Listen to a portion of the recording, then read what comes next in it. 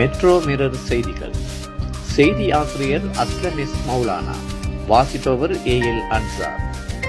கல்முனை மாநகர சபையில் 2026 ஆண்டு புத்தாண்டு கடமைகளை ஆரம்பிக்கும் நிகழ்வு இன்று மாநகர சபை ஆணையாளர் ஏடிஎம் ராஃபி தலைமையில் சிறப்பாக நடைபெற்றது.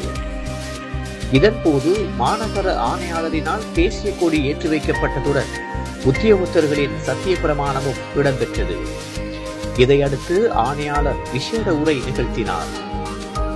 இதன்போது புதிய ஆண்டில் கால் பதித்துள்ள ஊழியர்கள் அனைவரும் மக்களுக்கு வினைத்திறன் மிக்க சேவைகளை வழங்கும் பொருட்டு தமது அரச கடமையை பொறுப்புணர்வுடனும் அர்ப்பணிப்புடனும் முன்னெடுக்க வேண்டியதன் அவசியத்தை ஆணையாளர் ஏடிஎம் ராஃபி வலியுறுத்தினார்.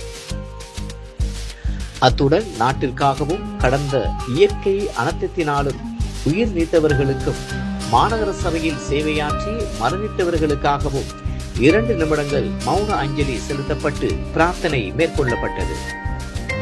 இந்த நிகழ்வில் கல்முனை மாநகர சபையின் கணக்காளர் AS மனாசிர் அஹ்சன், ஆயுர்வேத வைத்திய அதிகாரி ஜுமானா ஹசீன், கால்நடை வைத்திய அதிகாரி என் வட்டப்பொல, உள்ளூராட்சி உத்தியோகத்தர் சர்ஜூன் தாரிக் அலி, பிரதம முகாமைத்துவ சேவை உத்தியோகத்தர் என் பரமேஸ்வரவர்மன் உட்பட பிரிவு தலைவர்கள், தொழில்நுட்ப உத்தியோகத்தர்கள், முகாமைத்துவ சேவை உத்தியோகத்தர்கள், அபிவிருத்தி உத்தியோகத்தர்கள், பொது சுகாதார பரிசோதகர்கள் மற்றும் ஊழியர்களும் கலந்து கொண்டனர்.